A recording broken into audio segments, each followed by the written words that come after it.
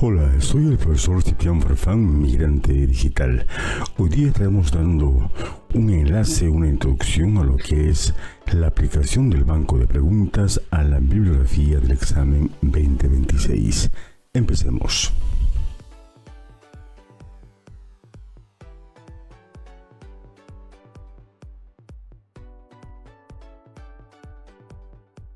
Es importante que antes de iniciar demos las siguientes sugerencias. En todo el estudio de los textos hemos visto, y una característica fundamental es enfocar en el aprendizaje y enseñanza el tema de la totalidad.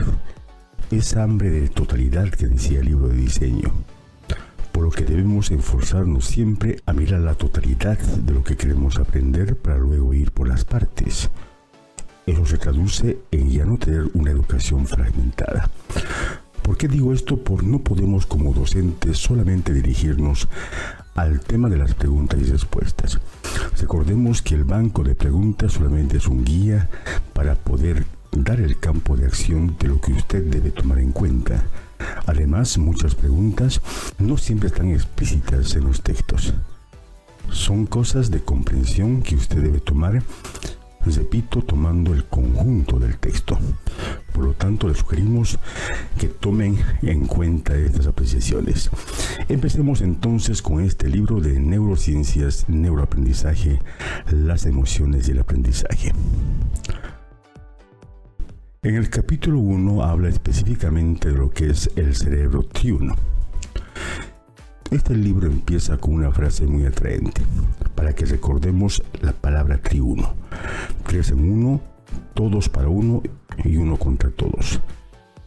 Esta frase de autor anónimo significa que el cerebro está compuesto de 3 elementos importantes, de las cuales no debe descuidarse ese concepto de unión. No están separados, todos actúan en estrecha correlación para fortalecer lo que es el proceso de enseñanza-aprendizaje. Entonces dice el texto que para que demos comienzo a este viaje que va a estar en este texto, debemos conocer siempre el diseño estructural de nuestro cerebro. Esto está enmarcado con lo que también señala el libro de estilos de aprendizaje, el enfoque cognitivo, que daba mucha importancia a la parte intrínseca de cómo está aprendiendo y por qué no puede aprender un estudiante. Entonces dice que nuestro cerebro, a lo largo de milenios evolucionó de abajo hacia arriba.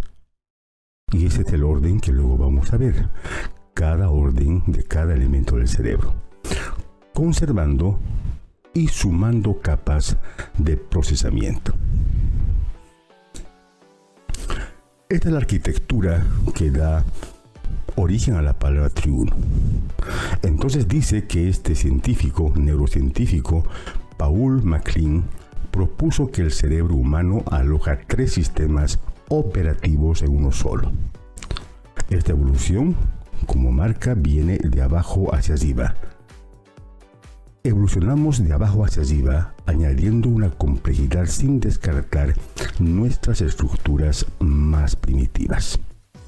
Tomando en cuenta el banco de preguntas del Ministerio de Educación, con esto podemos responder, por ejemplo, la pregunta 1704, donde directamente te pide que des el nombre de este neurocientífico que propuso esta teoría del triuno o cerebro triple. Entonces, él es Paul MacLean. Continuando con este libro, aquí está la matriz del sistema del triuno, la conformación de los 3 elementos que van de abajo hacia arriba. En la parte más primitiva toma en cuenta él al cerebro reptiliano, que netamente lo vamos a enlazar con la palabra supervivencia.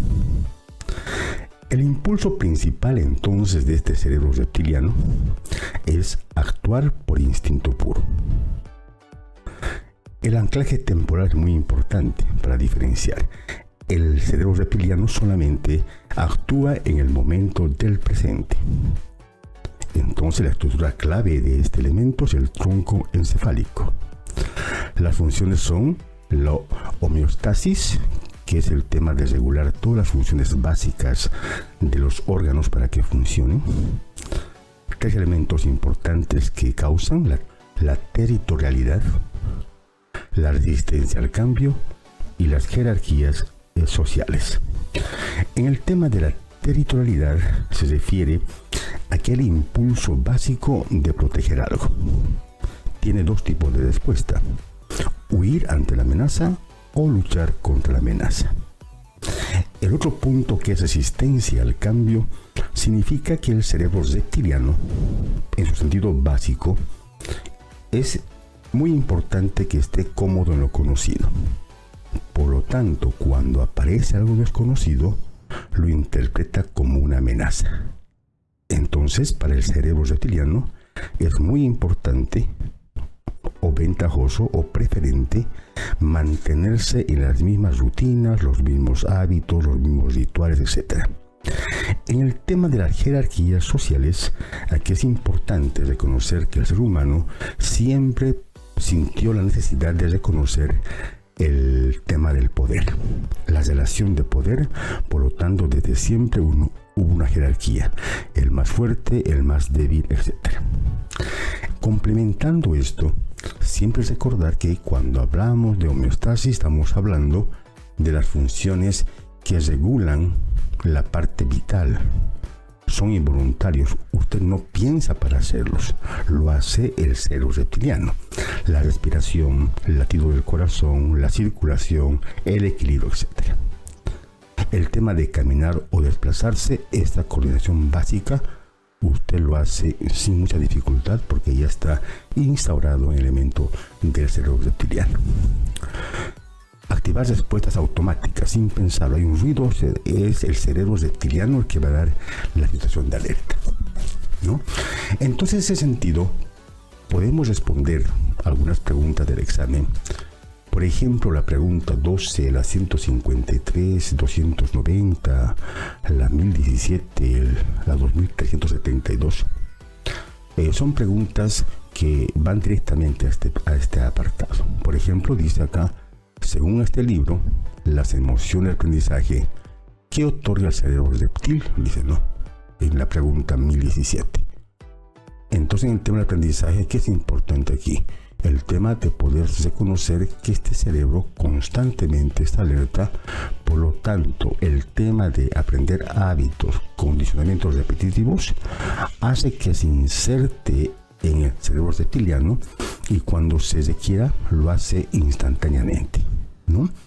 También otra pregunta que da el examen de ascenso o el banco de preguntas dice: según el modelo del cerebro triuno, ¿cuál de los instintos del cerebro reptil establece que a mayor poder corresponde mayor posición dentro del grupo? Mayor, menor. Entonces es lo que hemos hablado, el tema de las jerarquías sociales. También hay otras preguntas interesantes, ¿no? Pero bueno, habíamos que determinarlo. Por ejemplo, en la 886 dice la pregunta: desde la neurociencia educativa, el modelo del cerebro triuno organiza la estructura cerebral en 3 niveles jerárquicos, ¿no? 3 segundos, recuerde. ¿Cuál es la denominación que recibe la estructura del primer nivel? Entonces, en orden, el primer nivel, el más primitivo, es el cerebro reptiliano. Vamos al segundo nivel, que es el sistema límbico. Usted lo va a relacionar el sistema límbico con emocional o cerebro emocional. Entonces, su impulso principal es sentir, emoción, motivación. Aquí cambia el anclaje temporal.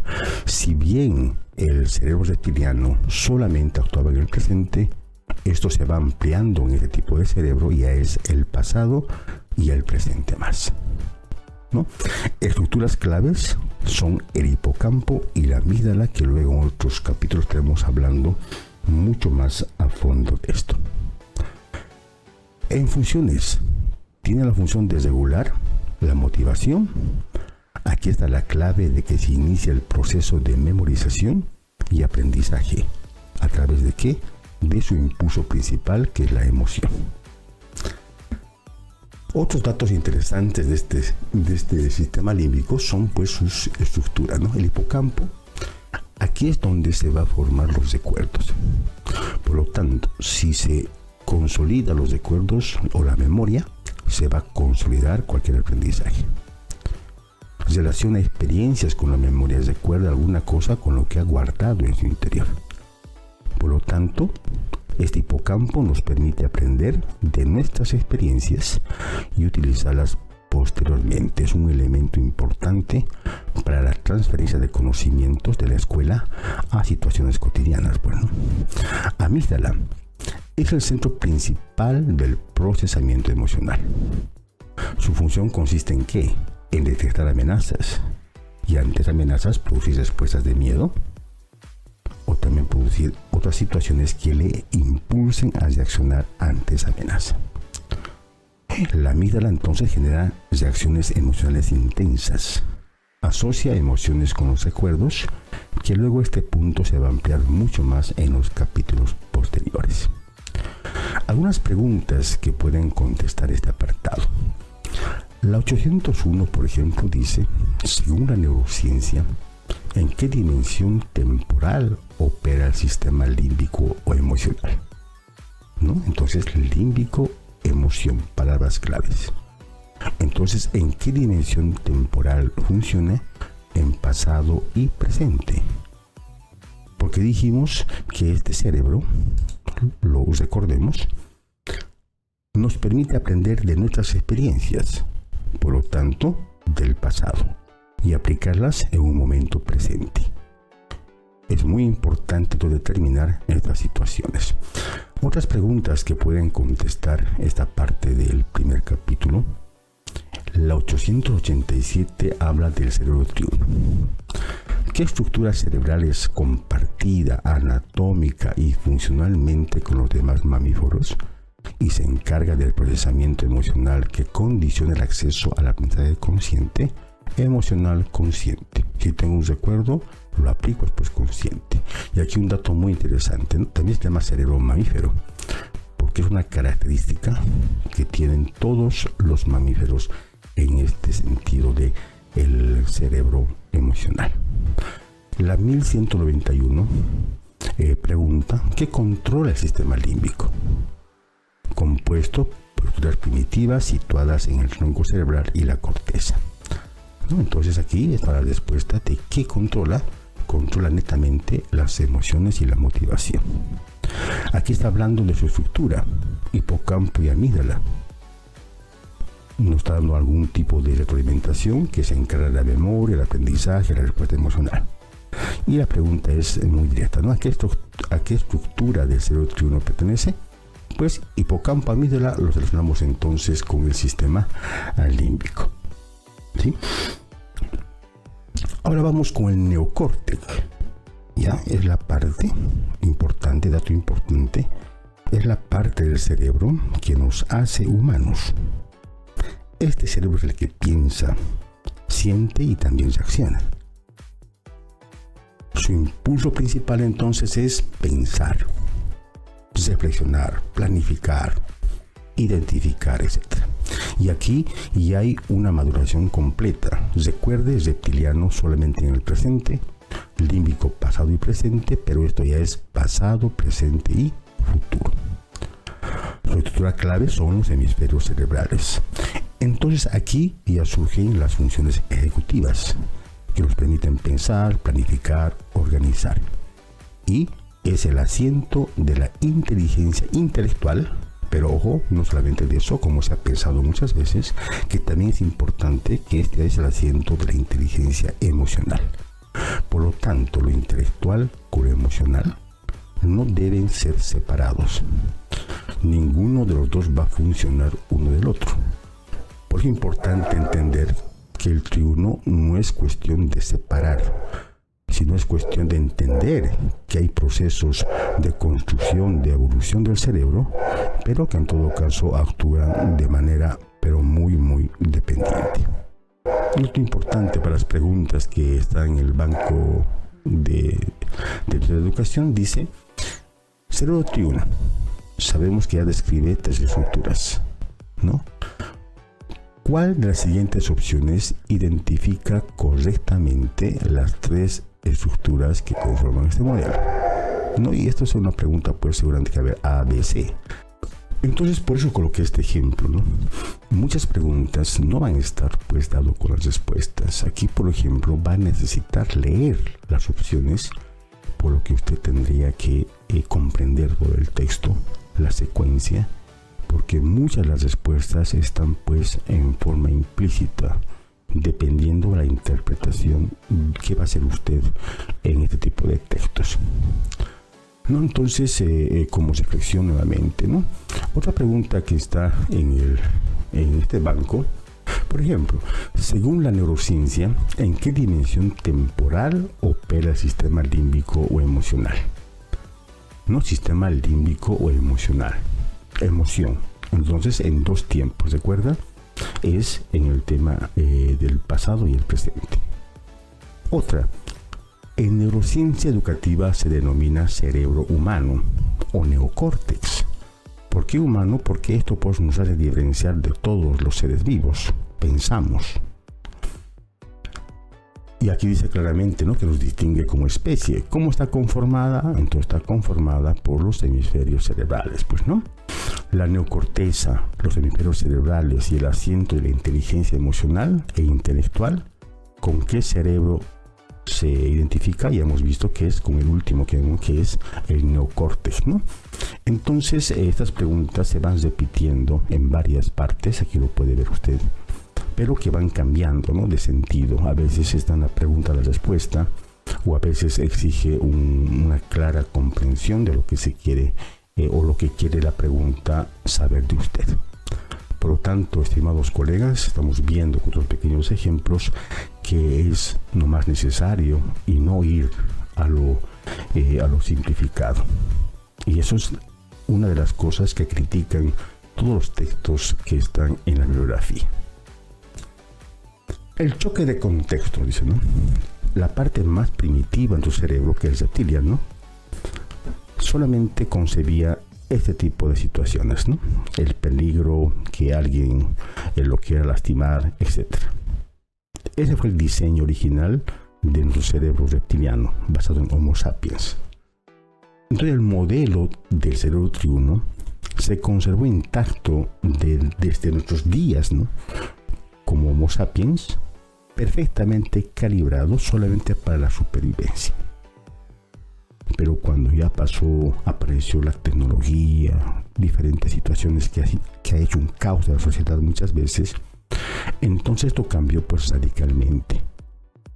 Y ya los estímulos están en exceso, pues dice hiperestimulante, artificial y creado por el mismo hombre. ¿Esto qué provocó? Y lo que enfoca este libro, el retraso genómico. Bien, esta transformación que tuvo que vivir el cerebro ante tantos estímulos, dice que hizo o causó retraso genómico. Entonces, esta evolución biológica del genoma ha ido pesando mucho más que el tema de un cerebro más equilibrado. Y eso que ha provocado, dice, esas enfermedades que aquí lo llaman enfermedades de la civilización. Muchos estímulos, muchas más condiciones malas de alimentación, temas sociales, etc. Por lo tanto, dice que este provocó un desfase peligroso. Nuestra biología avanza a paso lento. El entorno está ganando muchos cambios muy rápidos, cosa que el cerebro está costando y es así. Entonces, la fricción constante somete al cerebro a estados de más amenazas. Y eso provoca, pues, ese estrés y esa enfermedad que aquí llaman de la civilización.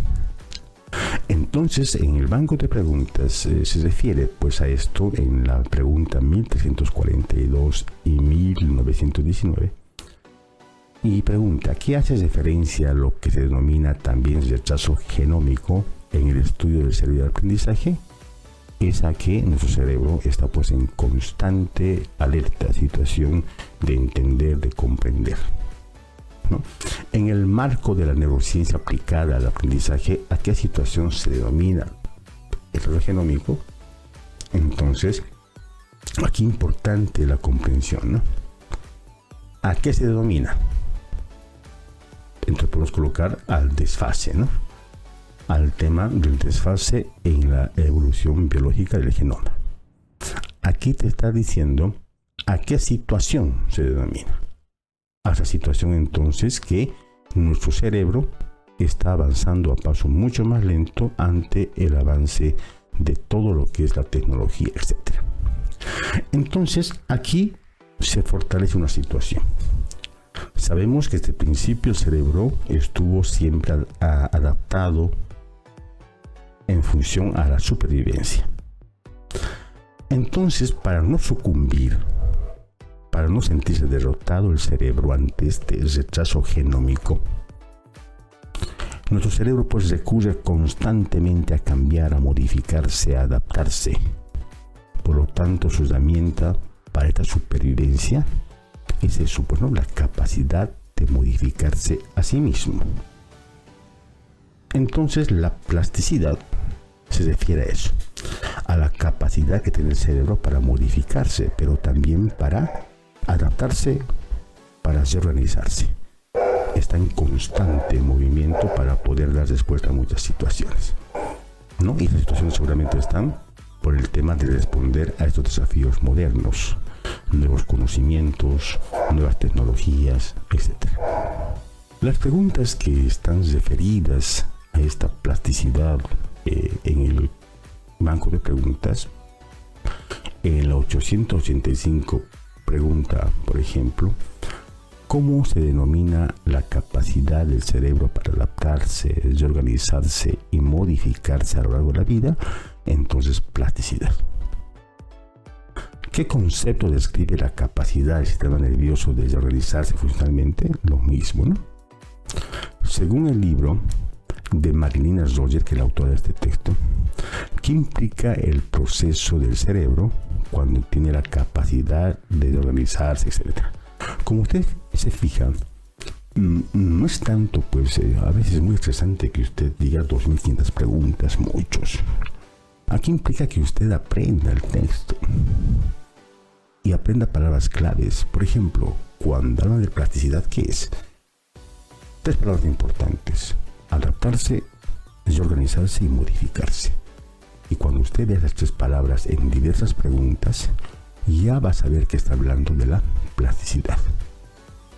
Por eso yo estoy convencido, colegas, que a veces delimitarnos, enfocarnos solamente en una parte y no tomar el todo, creo que puede ser un error que después nos podamos arrepentir, ¿no? Otra vez estar equivocado, pero es lo que pienso.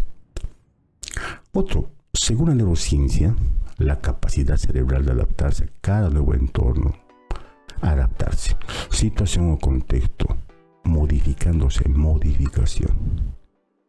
¿A qué carácter corresponde? Plasticidad, ¿no?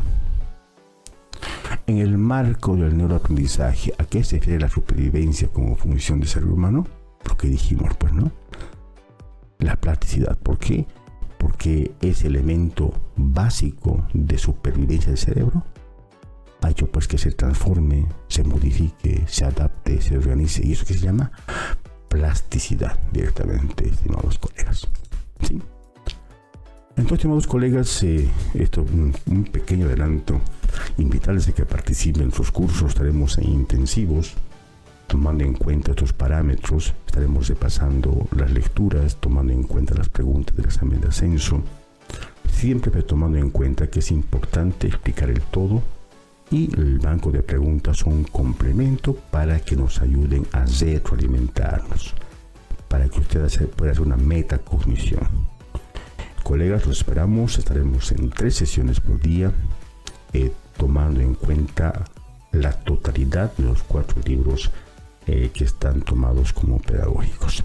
Me despido de ustedes, un placer poder ayudar de alguna manera, y siempre la invitación está presente para todos ustedes.